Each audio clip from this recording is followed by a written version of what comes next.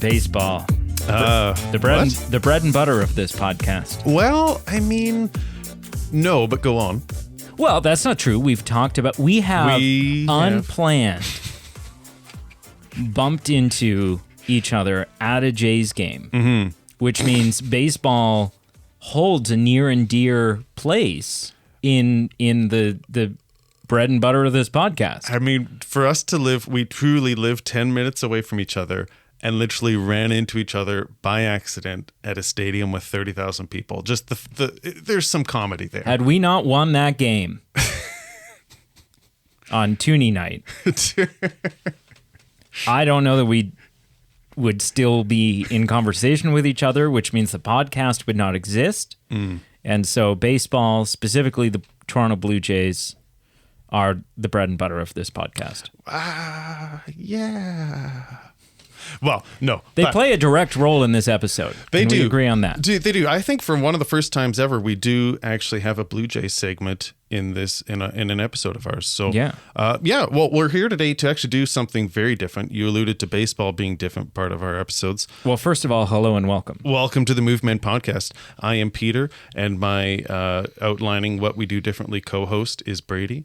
And we're here today to do something else that's different. We started a book club. Yes. Well, not exactly. Yeah. But we are doing something unique in that we're reviewing a book, or not necessarily reviewing a book, but reviewing the work of the book with the author. The book club was a little bit confusing because I accidentally jumped ahead and read 50 Shades of Grey 2 books early.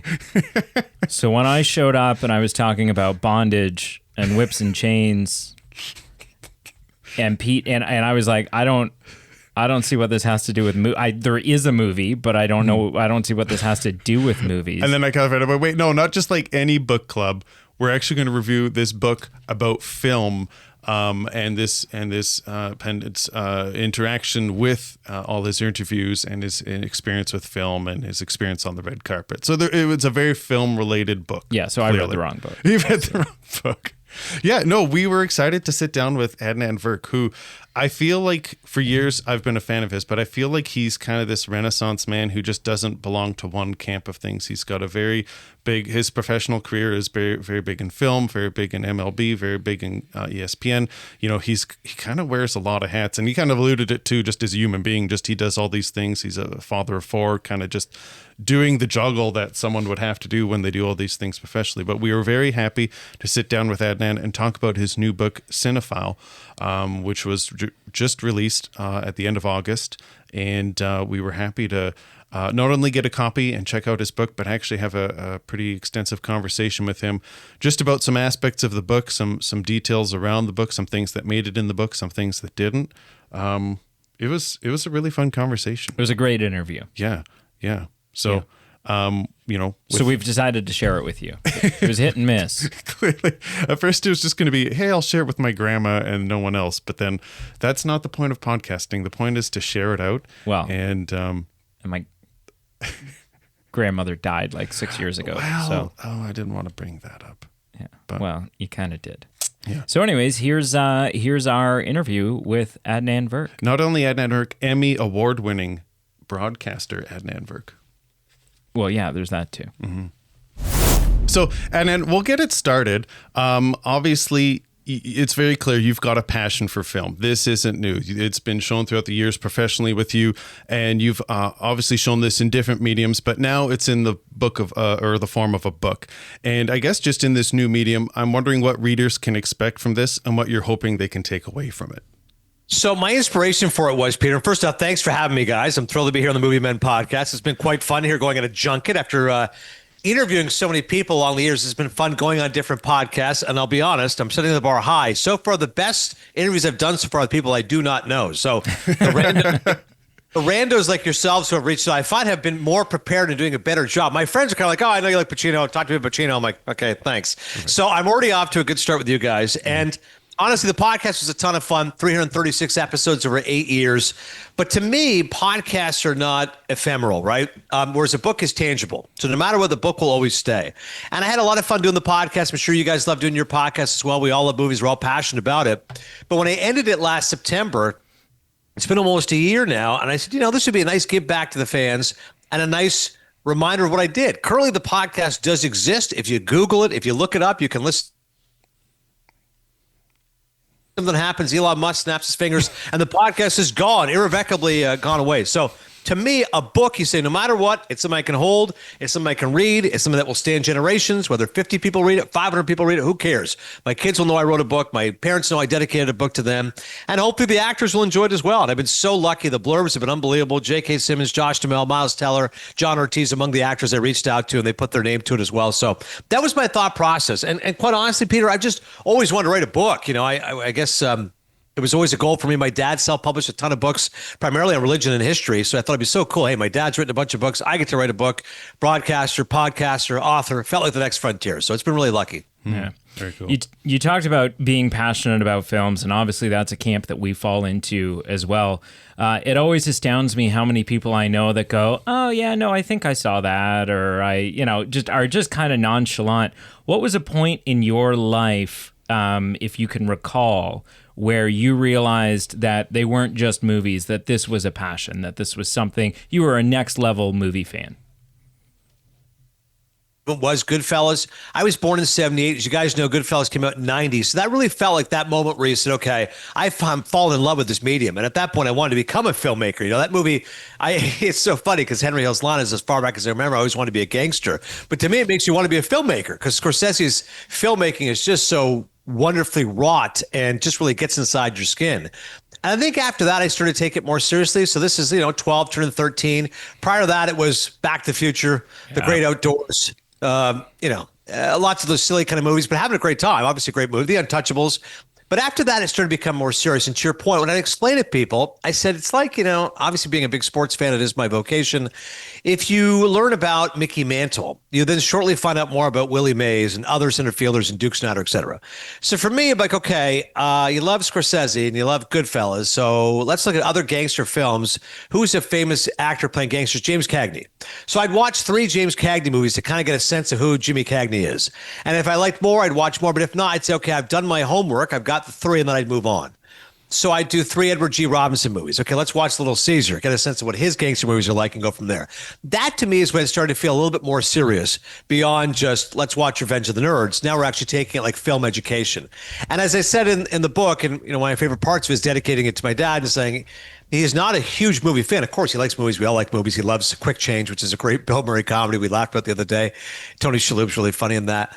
And we've all sat down as a family to watch movies, but he loves reading. He's a voracious reader. But as I thanked my dad, I said, he's the one who took me to the library. And at the library is where, at the Kingston Public Library, small town I grew up in Eastern Ontario, they had all those old movies. So that's where I learned the 3 Kurosawas. And I watched Rashomon and Seven Samurai and Akira, which became my favorite. That's where I learned to watch 3 Ingmar Bergman movies, and Cries and Whispers and Seventh Seal, et cetera. And at the time, I'd have to look it up. I'm going to have to ask my dad. I'll see him this week. I think it was maybe 10 cents, maybe a quarter, maybe 50. Sure. Right? I said, it sounds like from the 1940s, a nickel a movie, but it was like, 25 cents for a VHS rental. And that's what I would do. And especially in the summer, I had one summer, it was right, then you get more serious the more you get into high school. Then I wanted to be a director when I was 16, 17. The summer before I went to university, I watched 50 movies in 60 days. Like I wrote them all down and it was all that kind of stuff, right? Like it's a more highbrow, intellectual film conversations. And then perhaps even more impressive, after my first year of college, went back home, worked at McDonald's, and then watched 100 movies in 4 days. And again, it's like Brady, next level, Abbas Kiarostami. Let's learn about the Iranian New Wave, Kieślowski, Polish cinema. And to me, if you're really serious about movies, I don't think anyone has to do that. But as a sportscaster, to knowing baseball, I can't talk baseball without knowing who Abner Doubleday is or who Christy Mathewson is or Walter Johnson. So give yourself those tent poles and then you find out where you love them, right? Like I'm not a huge Robert Altman fan, but I know he's a master filmmaker. I know people love him, revere him, but I've seen Nashville. It didn't work for me, but at least you have to know who these people are. Respect the art, so to speak. Sure. Yeah, that makes sense. And then I want you to kind of talk about your interviewing process. And I guess I'm just kind of wanting to, as a professional like you, the interviewer, kind of peel back the curtain a little bit as far as your preparation and what it's like in that moment as far as the work behind the scenes. I guess in another way, are you able to enjoy in the moment what you're doing when you're interviewing an icon or someone you've looked up to? Or is it more later after the fact that you can actually even appreciate what you've been able to share? It's definitely the second part. I'll tell the De Niro story in a second because that's a longer version, but I like just your point about the research prep. So my thought is I only want to ask about the stuff that I'm interested in.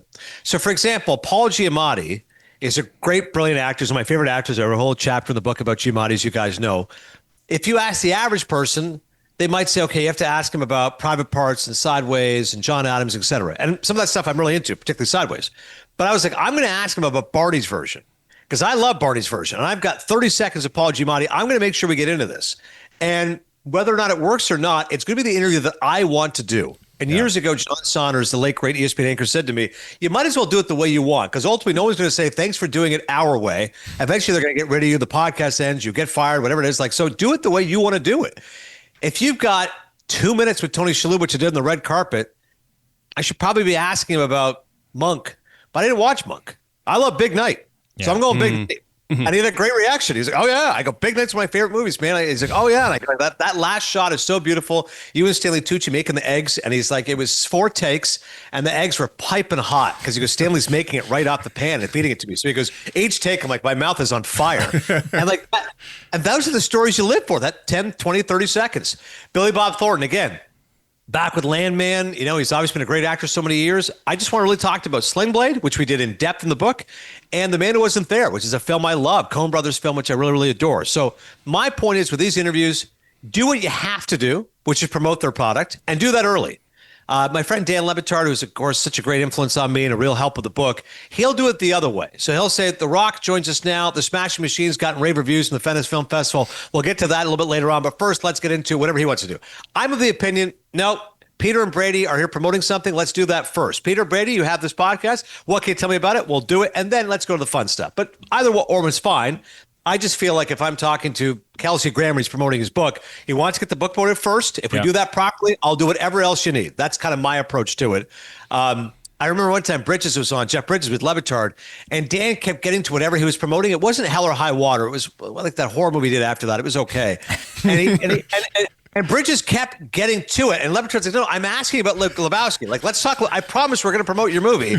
But can you just answer the question first? But Bridges would keep getting into, like, let's say, how much fun was it to work with John Goodman? Oh, he was great. But what I really love working with Daniel Craig. But Craig was like, he kept saying, like, okay, that's why. Let them do their work first. Let's promote the thing. I got it. After that, we'll have fun. So that's the thought. De Niro specifically, as far as enjoying it. So I was beyond excited. He's obviously a hero of mine. I find out when I'm at the Little League World Series in Williamsport that De Niro's coming to ESPN. He's promoting Hands of Stone.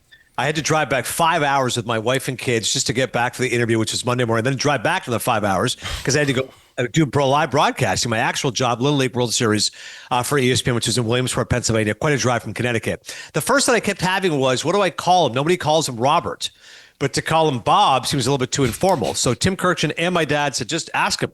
So I called the chapter in the book, can I call you Bob? And when I met him, the nerves are going the night before, the excitement, et cetera. But when he was there, it was not at all, Peter. I was just so happy. And he's a very sweet guy. Like when he walked in, as I said, I go, he rounds the corner. I feel like it's a surprise break. Get down, he's here. But then he opens the door, and like he's a really sweet guy, like big warming smile. I described him in the book as avuncular, which means resembling an uncle. Got the white beard, long hair. He eased up a little bit when I said there's no camera. He's like, oh, no camera? I go, no, we're just going to talk just as you guys and I are doing. It's all audio. He's like, oh, good. He had one guy with him, Stan, very sweet guy, and we did it. And in the interview process, I was fine. I'm just talking to a great actor who I adore. The second it ended, he says to me, Pakistan. And I said, yeah, because in talking about Taxi Driver, I said that my family's from Pakistan. I was born in Toronto. I was born in 1978. I shouldn't have any relation to this character, Travis Bickle, who is from Oklahoma, and the movie's set in 76 in New York. But I said, that's the beauty of Taxi Driver. It's about loneliness and urban alienation, and it's a great film for young men that can relate to. So Bob remembers this. This was just 10 minutes ago in the interview, and he just goes, interview ends, Pakistan? I'm like, yeah. I've never been. That's where my family's from. He's like, yeah. He goes, there's a great article. It's about the Hindu Kush, the lost tribes that are Pakistan. He goes, you should read it. It would be really interesting for you. He goes, if you have trouble finding it, let us know. And in my head, I'm like, yeah, let us know. You gonna give me your cell? Just text Bob. Hey, where's that article? But as soon as it ends, by the way, it gives my wife a kiss on the cheek. Still hasn't washed her face since then. I've got to drop her off. I got to go back to Williamsport because I'm on air for ESPN later that day. As I'm driving an email, and the subject heading said from RDN's office. And there's only one RDN. So I pulled over, and it was from his assistant. He said, hey, this is that article that Bob was saying that he thought you would enjoy. Just want to say it was a pleasure meeting you. And I kept thinking, fellas, think of how many people you've interviewed in your life, whatever conversation you've had. I've interviewed athletes and actors and people for years. Normally, they're all very polite. Once the interview ends, it's been nice chatting, have a nice day, and you move on. Yeah. The fact that at some point, Robert De Niro in his chopper to Tribeca said, hey, let's get that guy's email, send him that article. He'd find that interesting. It just blew me away. That's amazing. That is. And so maybe that'll be the answer to this question. But one of the things that I absolutely loved about this book was the depth of the interviews and sort of pegging off of what you said about asking and having the interviews that you wanted to have. There was stuff that I was learning in this book about people who I thought I already knew a lot about. And then that just, it just blew that wide open for me. Was there an interview out of all the ones that you've done, specifically the ones in the book, that held the most emotional weight for you, whether it be because of who it was with or a point that you were at in your life? So here's the other thing too, Brady. I'm glad you mentioned the interviews, because that's the thing. Writing the book, I thought to myself, I've got good stories, obviously, from the Oscars, meeting Pacino, et cetera. But I really think the interviews are the heart of the book. Like, to me, I'm like, if you love actors, you love people in the industry, you love hearing them in their own words. I love James Andrew Miller's work, the oral histories he's done of ESPN, CAA, Saturday Night Live. One of the impetuses for this book is just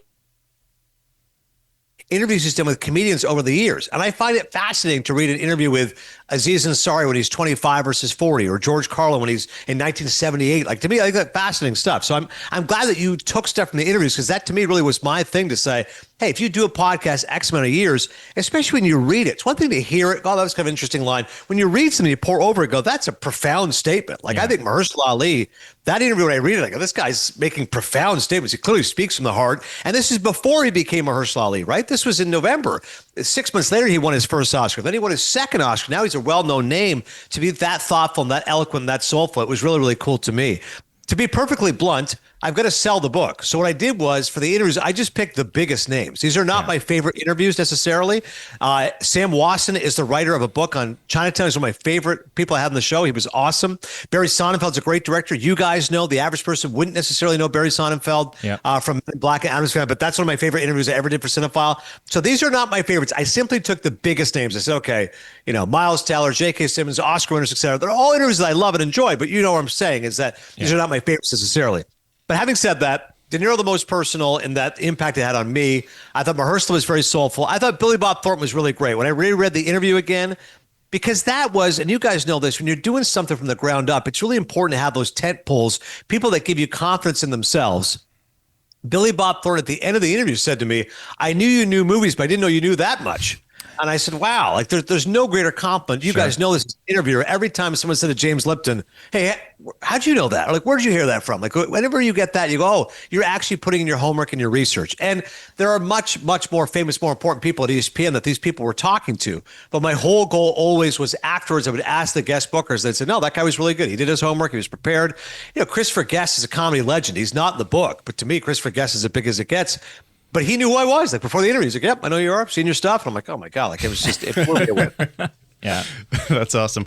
I'm going to keep it a bit light with this question here, but there was so much to glean from your recounting of the Oscars and getting a firsthand account of what happened there.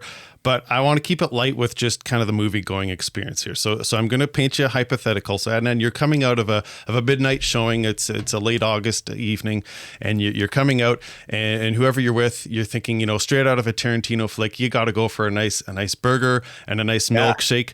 And for the Canadian listeners, assuming you're in the States when you've seen this, where are you going at 11 p.m. for a great burger and milkshake, and why is it In-N-Out? Well, it was a great story with Ben Lyons when we went to the Oscars together. And again, I owe so much to Ben. I will always be indebted to him. He's the reason I was at the Oscars. He had listened to me on ESPN Radio with Ryan Russillo, sent me a DM on Twitter and said, listen, man, I'm a big fan of yours. We're definitely kindred spirits, huge sports guys, huge movie guys. I do something for the Oscars. I live stream on Oscar.com, Facebook.com. I'm going to have you try to do it with me. And I'm like, yeah, okay, sure. Like, this guy seems like a nice guy, but whatever. Another hustler, another phony, just lying to me because he wanted to hear it. And all of a sudden, I got a call from my agent, Nick Kahn, going, hey, you ready? Like, this is a letter from the Academy of Motion Picture Arts and Sciences. They want you to host it. I'm like, I will always be indebted to Ben. He remains a dear friend. He literally made a dream come true for me. And again, hasn't even met me, right? Like, he's just heard me there. You go, this guy's pretty good. And all of a sudden, we're doing it or a half-hour broadcast. He's literally making my dream come true. So I'll always be grateful to Ben. We had that wonderful moment together. And of course, Moonlight won Best Picture as no one saw it happening. We went to one party. He and I both love Manchester by the Sea. So whoever it was, I can't remember now, Fox Searchlight maybe. But I wanted to go to the party there. After party, we saw Regis Philbin outside hanging out. I saw Kenneth Lonergan, the writer inside, holding his Oscar. That was pretty cool. Just seeing those guys hobnobbing. And after that, and Ben's like me, we're not party goers, so to speak, but of course you want to indulge in the experience. But once we got that, it was kind of like, okay, you good? I'm like, yeah. Like, we get to see we're watching the party. What do you want to do? I'm like, In-N-Out Burger? He's like, yeah. So just like Jules and Vincent, we went and got a burger and a shake. And that was a great way to cap off an unforgettable night. Man. Wow. Yeah, that does sound great.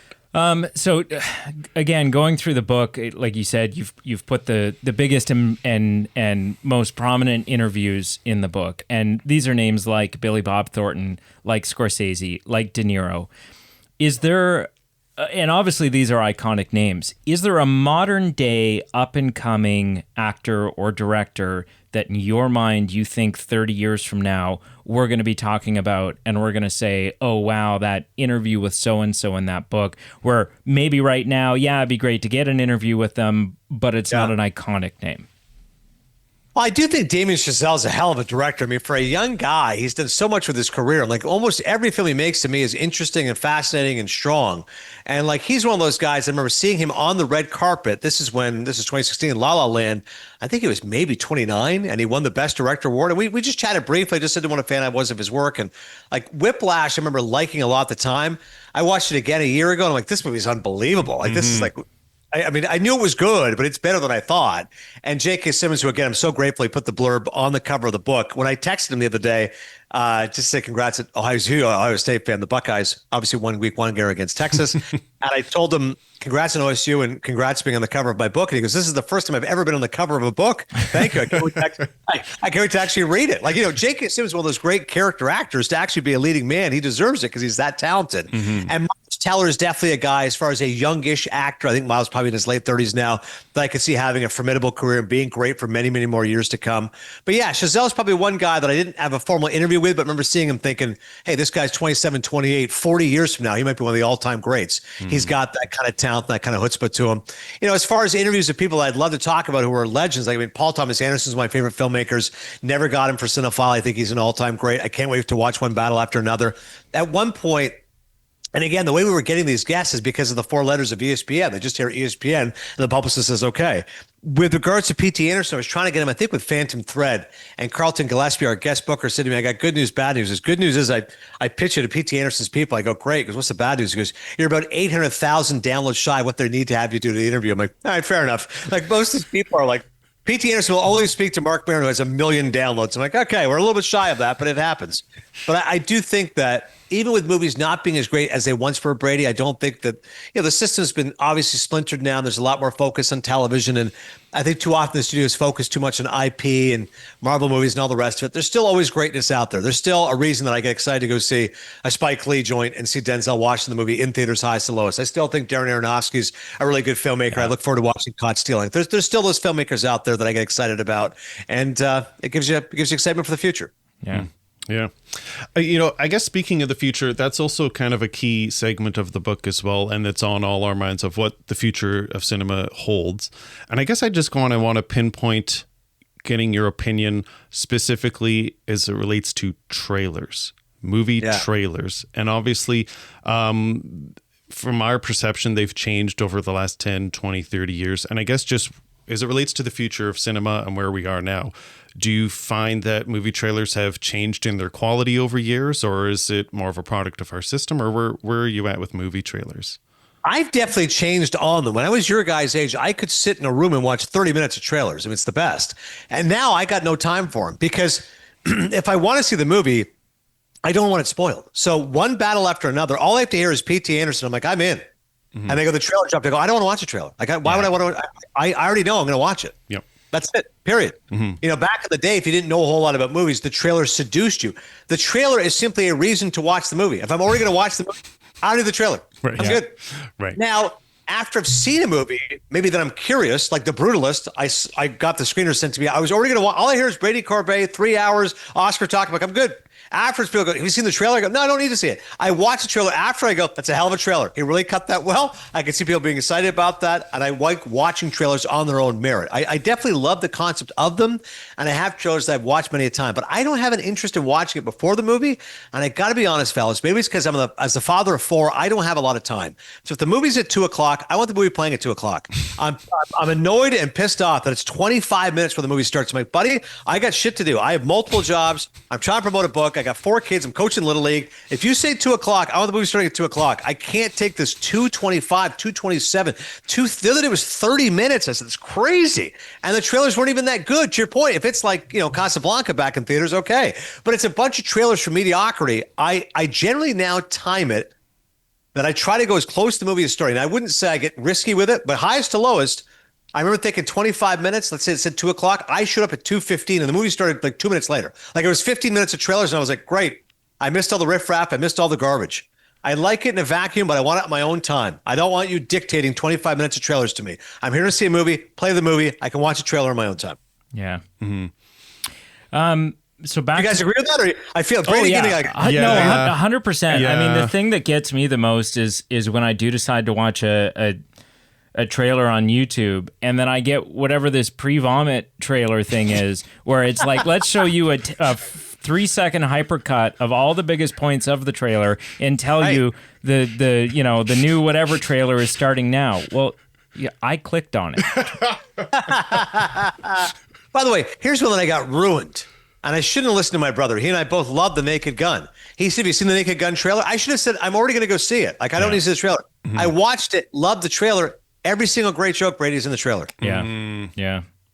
It didn't kill the movie. I still liked it a lot, but I'm like, that's why you don't watch the trailer. They gave every joke away. Yeah. I find that, and then I also find there's sometimes you'll go, that joke was in the trailer, but they used a different take in the film, and the delivery was better in the one that they used in the. This was not as funny in the movie. Mm-hmm. Yeah. Well, one thing that to this day baffles me: Cliffhanger, the 1993 movie, which was fine. John Lithgow, Sylvester Stallone. The last shot of the trailer is unbelievable. He's like running across a cliff. I swear to God, I'm like, I'm going to watch the movie just for that scene. I watched the movie; it's not in there, and I'm going, did I dream this?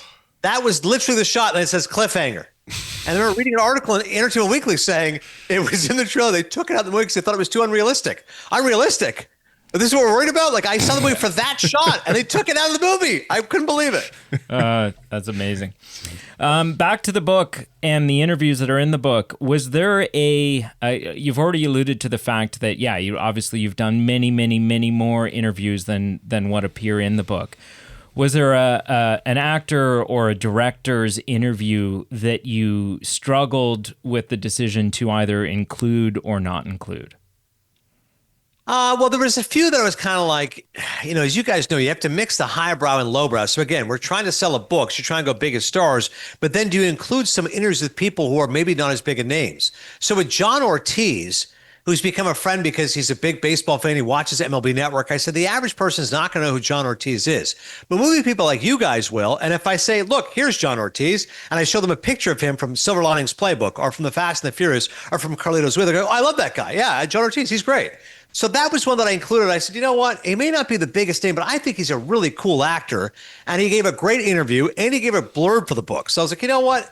Not all stars are created equal. I think people in the movie world know how talented John Ortiz is. That's one that I wanted to include, like the whole George Clooney studio system idea, one for me, one for them. Hey, John Ortiz I included for me because he's a good dude and people should realize what a good actor he is. And I think people will enjoy that chapter. He tells a great story about Pacino on the set of Carlito's Way. Yeah. You've dropped some hints of some films that are valued to you, but I guess just as a film enthusiast, I'm sure you're not shy to having a debate or a healthy debate or a healthy, egging or conversation. But is there one film that you would just absolutely go to the wall for, whether it's that you think it's a masterpiece or it's just a guilty pleasure of yours, or even just that you think didn't get the recognition that it deserved? Yeah. What's that one hill you're going to die on? Yeah. Well, the one I'll go negative is, of course, Forrest Gump, which I made quite a name for at ESPN because I would just be on a tirade against it. And And people would get so upset, which, as you guys know, once you dig in your heels a little more because they're getting so passionate, you go at it. So my original take on Forrest Gump is not that I thought it was that bad. I just didn't think it was that good. So I thought it was a mediocre movie, which was rewarded because it has a really cool technological innovation. There's no question about that. Zemeckis is so gifted the way Gump was in all those different scenes. And obviously a very likable cast, Hanks, et cetera. But I just thought, just watching it on first glance, I thought it was a C+. Like, I thought it was a 2.5 Maple Leaf movie. Like, it was okay. And then when it won Best Picture, I'm like, this is like one of the great outrages of all time to beat Pulp Fiction and Shawshank Redemption and Quiz Show and Lion King. And that year was just insane. So the main thing that people would fight back is just like, why are you so angry about this movie? And I go, because I'm angry because of the cause of what happened because of it. I just found it to be so maudlin and so sentimental and so simplistic. And those are my issues with it. Now, clearly, history has proven me right. I'm not the only guy who said this. Even in '94, people were like, I'm not sure about Best Picture for this. Like, there was already a fact. People were like, Pulp Fiction's the better movie.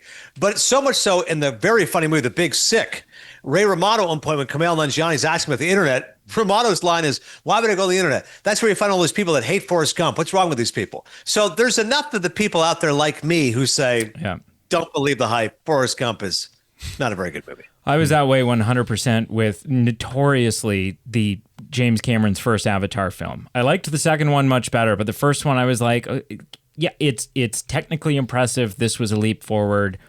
Yeah. Why it's 13 months later. Why is this still in the theater? Like, what's happening? No, I'm with you, Brady. It's not. Avatar is one of those. I've seen them, and I'm with you, but I've had no chance to, or no desire to watch them ever again. I'm with you. So I've got 4 super quick rapid fire questions here, almost a lightning round. Just give as quick an answer as you can. What is the first movie that ever made you cry? La Bamba. Nice. What's the best sports movie ever made? Well, Raging Bull is the best movie ever made, and it's a boxing movie, so it's the best sports movie. I know it's not a quintessential sports film, but Raging Bull is the best sports movie ever made. Yep. Who is one director or actor that you'd drop everything at the chance to interview? Martin Scorsese. Yeah. And finally, what is one film that you think is criminally underrated that more people should see? Well, it's a little bit of a silly one, but when The Irishman came out, I adored The Irishman, and I thought it was so great, and it got a strong reaction. Critics really enjoyed it. It got nominated for 10 Academy Awards, but it didn't win one. And I think among fans, there's this kind of sense of like, it was okay, a little long. I couldn't get through it. Took me 4 screenings. Fellas, I've seen The Irishman 5 times. I think it's an absolute masterpiece. I think it's a brilliant movie. I saw it, the opening screening, the world premiere, Alice Tully Hall, New York Film Festival. Marty's there, Pacino, Pesci, De Niro. And again, I felt like I was hit by lightning. I go, this movie is unbelievable because it's got this great epic sweep to it and this melancholy. As Scorsese himself said, it's got the gangster stuff. We still got all the violence and all that. But the loyalty, the friendship, and the relationships and the acting. Like, I hadn't seen Joe Pesci in years. And he's so quiet and like recessive and different. And De Niro's so reactive. And Pacino has his bombast. Like, I think it's an incredible film. I saw it that night, the opening premiere. I saw it the next day. I saw the 3 p.m. Friday. I saw it 9 a.m. Saturday morning with my wife. I saw it again a month later in theaters. And I've seen it 2 more times on Netflix in its entirety. I really think years from now, people are going to say The Irishman is an all-time great movie. And right now, if you just ask the average person, they'll go, it was all right. Wasn't as good as Goodfellas. I prefer Casino. That was a little bit long. I think The Irishman is brilliant. I really do. What do you guys think? Well, I think it'll be the last time. The Irishman's probably going to be the last time that you get that cast, that who's who of old gangster flicks and Scorsese films and all in one room acting together. Just incredible. And Absolutely. I think you have... One critic smarter than me, she called it Scorsese's Unforgiven, which I thought was a great line, right? It's almost, they made all these movies which glamorized the mafia, or at least people took it that way. And this is like, no, there's nothing sweet about this life. It's just a lonely old man dying in a hospital by himself. Go ahead, Brett. The underlying melancholy, you just hit that. I think that's what really came out with that. Adnan, you've been so generous. I'm going to finalize with 2 rapid fire. I have to ask you 2 Blue Jays related questions. If I didn't ask you, 30 years from now, I'd be sitting in my nursing home room saying I should have asked Adnan those 2 questions. So 2 rapid fire questions. What's the funnest Blue Jays team out of 2015, 2021, and this year? Because it's been a historical run this year, but I'm not talking metrics. I'm just talking fun to watch. 2015 bat flip, the best ever. I was there with my son at his soccer game, and I was listening to Dan Schulman on the radio. This was at the point bring debris, and they were pissed at the umpires. And then as Yusuf and I were driving home, we didn't get to see it, but we got to hear it. But Shulman is so great. I'll never forget the moment. God, we're like, yeah. And then we got home and saw Batista's bat. Like, this is the greatest thing ever. Like, the emotion in that series of that pent-up fan base, how much people love the Blue Jays. They thought they were getting screwed by the umpires. Genuine animosity. To have Batista hit that home run, it was such a cathartic moment. And again, I didn't even see it. I heard it. And then I got to see it. I relived it. It was awesome. That's fantastic. Hopefully we can do something similar this fall, but we'll see what happens. Final question. I'm not trying to look too far ahead, but 2026, Bo Bichette. Yeah. Is he wearing a Blue Jays jersey or one of the other 29 jerseys in the league? If he had just had to coin flip right now. I don't think so. I'm going to say no. And I'm skeptical for this reason. When two guys get called up together, they're the faces of the franchise. One gets $500 million. The other guy goes, hey, what about me? They go, how do you feel about 200? I go, I want 500. No, but he got 5. We have to give you 3. So I think he wants at least 250, 8-year deal. And the Blue Jays are going to go, we can't give $750 million to 2 people. It doesn't work that way. So I think Bo, I could see him going to the Dodgers. I could see him going to the Braves. Alex Anthopoulos, former Jays general manager, has a relationship with him. Yep. I think Bowen's leading, but I love him, man. He's leading the league in hits. He's had a great year for the Jays. Let's hope the Blue Jays win a World Series that entices him to stay, and this conversation will be rendered moot. Absolutely. Well, thank you so much, Adnan, for joining us. To the listener, if you're listening to this, you're a fan of movies and all things movies, go out and pick up yourself a copy of Adnan's new book, Cinephile. It is not only a really fun ride, but wildly informative. Like I said, people who you think you've seen interviews of, people who you think you know the nitty-gritty stories of, you don't know anything yet. It's so kind of you, Brady. And like I said, it's one thing to be on with you guys promoting a book, but the fact you guys actually read it and were genuinely enthused by it, I can't thank you enough. And again, very easy to find. Back home in Canada, Indigo Chapters, wherever books are sold, here in America, Amazon.com, etc., Mango Publishing. So I wish you guys much success. This was fun. All right. We'll talk soon. Take care. Thanks, man. Awesome. Thank Bye-bye. you, boys. That was great. Man, I love an interview. I do too, but I think it's kind of like he alluded to in the moment. There's the energy that comes into the interview, but then there's also just the flow that comes through it afterwards. Yeah. So we ask him some questions, but then it's the stuff that comes up naturally that we can connect over. There's things that we share an opinion with him and Phil. There was things that different, but it was a fun conversation. When I took broadcasting in college, and we had to practice interviewing, and at first, eventually we were interviewing bigger names and putting 10-minute radio spots and stuff like that together. But you start out 100% interviewing your classmates. And at that point, I didn't think interviewing was for me because 5 minutes into the interview with your classmate, and I went to college late. I went in my late 20s. And so everyone else there was 18, 19. Okay. And so we're 5 minutes into an interview, and I'm like, I don't care about this idiot. I have no interest in what this kid wants to tell me. But no, interviews are one of my favorite parts of this podcast now. And it's fun to share just all this. Adnan's got so many stories. Obviously, a lot of them shared in this book. A lot of them that he's had a lot of experiences, and it's just fun to share in that with his retelling of them. And I had a lot of fun. Yeah. And I'm happy that we got some baseball into the conversation. I'm always, always, always happy to chat some baseball. Yeah, I did. I had no idea I know the name Bo Bichette. Yeah. Because I've been to, of course, a handful of Jay games.